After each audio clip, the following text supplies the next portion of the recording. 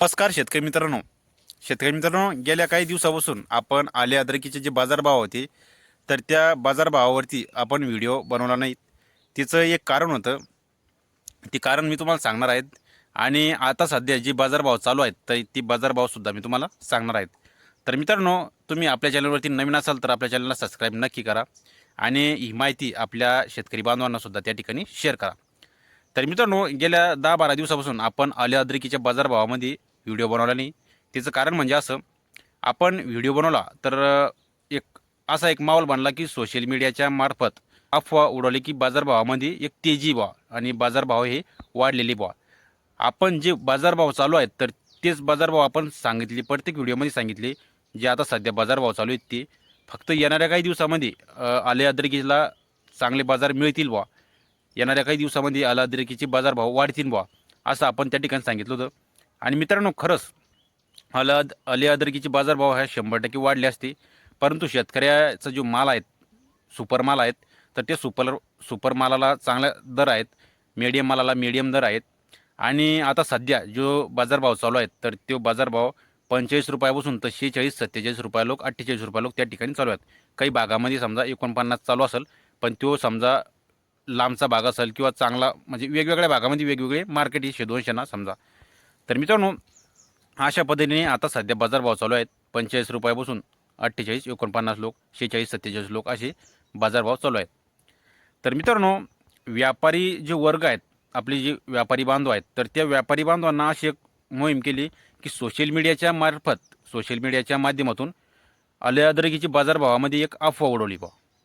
तर मित्रांनो, अफवा गिफवा काहीच उडवली, कोणा काहीच उडवली नाही. फक्त त्यांना आले अद्रकीचे बाजारभाव दाबाचे होते म्हणून त्यांना अशी न्यूज त्या ठिकाणी चालवली.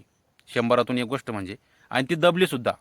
कारण की 5,051-52 रुपये दर चालू होता आणि ते अफवा उडवल्याच्या नंतर त्यांना ती मोहीम उडवली आणि ती अफवा सोशल मीडियाच्या मार्फत किंवा पेपरबाजी केली आणि त्यांना ते बाजारभाव दाबले.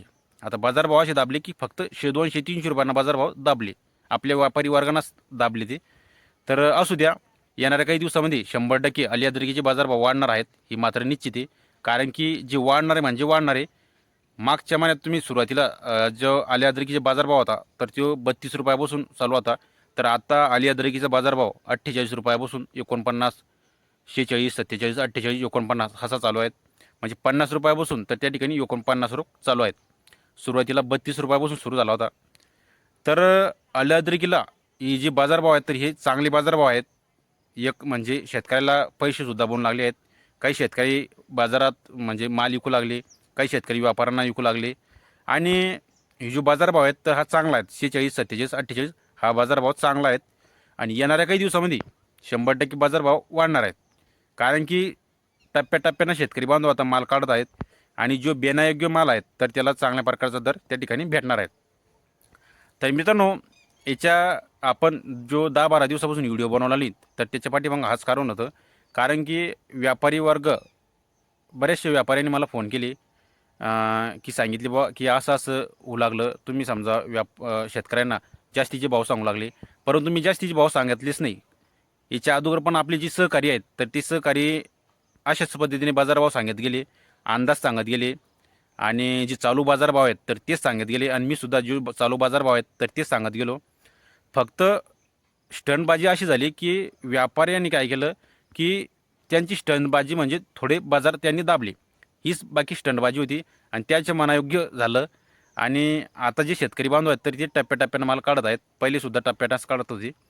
तर कोणीच अफवा कोणीच उडवलं नव्हती. व्यापारी वर्गांना सुद्धा माझी एक नम्र विनंती आहे की तुम्ही शेतकऱ्याचा माल हा 100-200ना, 50-100ना वाढवूनच घ्या. कारण की शेतकरी हा जगाचा पोशिंदा आहेत आणि शेतकऱ्याच्या जीवावर आपला सारा देश, आपलं सारं विश्व हे शेतकऱ्याच्या जीवावर आहेत. कारण की शेतकरी जगला तरच जग जगेल, तरच आपला देश जगेल.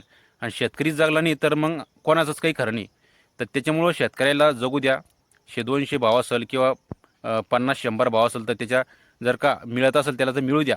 अशा दाबादाबीचे काम तुम्ही करू नका, अशी अशी मला व्यापारी बांधवांना विनंती आहेत. कारण की शेतकरी हा 12 महिने माल पकवतो, 12 महिने त्याला काय जो खर्च येतो, मरणाचा खर्च येतो, खत, औषधे, बियाणं, त्याच्यावर रासायनिक औषधाचा खर्च, बराचसा खर्च त्याच्या मालावर येतो. आणि 100-200 रुपयानं जर का त्याला भाव वाढत असेल तर त्याला वाढू द्या, कारण की त्याचा पाठीमागं भरपूर काही खर्च आहेत. 12 महिने ती पिकं सांभाळत असतात. तर अशा पद्धतीने मित्रांनो, हे व्यापारी वर्ग सुद्धा त्या ठिकाणी त्यांनी शेतकऱ्यांची बाजू घेतली पाहिजेत आणि आपला शेतकरी बांधवसुद्धा त्या ठिकाणी मोठा झाला पाहिजे. तर मित्रांनो, अशा पद्धतीने बाजारभाव होते आणि आपण अशा पद्धतीने त्या ठिकाणी 10-12 दिवसापासून व्हिडिओ त्या ठिकाणी बनवला नव्हता. तर बरेच काही शेतकरी बांधवांना मला फोन केला की साहेब, तुमच्या भागामध्ये नेमकं काय भाव चालू आहेत, काय सवदी चालू आहेत, हे आम्हाला सांगा. आणि तुम्ही चांगली माहिती देत असतात. मीच नाही तर आपले जे सहकारी आहेत तर ते सुद्धा त्या ठिकाणी आले अद्रकीचे बाजारभाव असेल किंवा इतर बाजारभाव असेल त्या ठिकाणी चांगली माहिती देण्याचं काम आपले शेतकरी बांधवांना करत आहेत. तर आपण शेतकरी बांधवांसाठीच त्या ठिकाणी माहिती देण्याचं काम करत असतो. तर अशा पद्धतीने मित्रांनो व्हिडिओ होता. व्हिडिओ कसा वाटला कमेंट बॉक्समध्ये नक्की सांगा. आणि तुमच्या भागात नेमकी कोणते सौदी होऊ लागले, काय सौदी होऊ लागले सुद्धा खाली कमेंट बॉक्समध्ये नक्की मांडा. आणि नवीन असाल तर आपल्या चॅनलला सबस्क्राईब नक्की करा, जेणेकरून शेतीविषयक माहिती तुम्हाला सर्वात अगोदर आपल्या व्हिडिओच्या माध्यमातून बघायला मिळेल. तर मित्रांनो, भेटूया दुसऱ्या व्हिडिओमध्ये. तोपर्यंत धन्यवाद.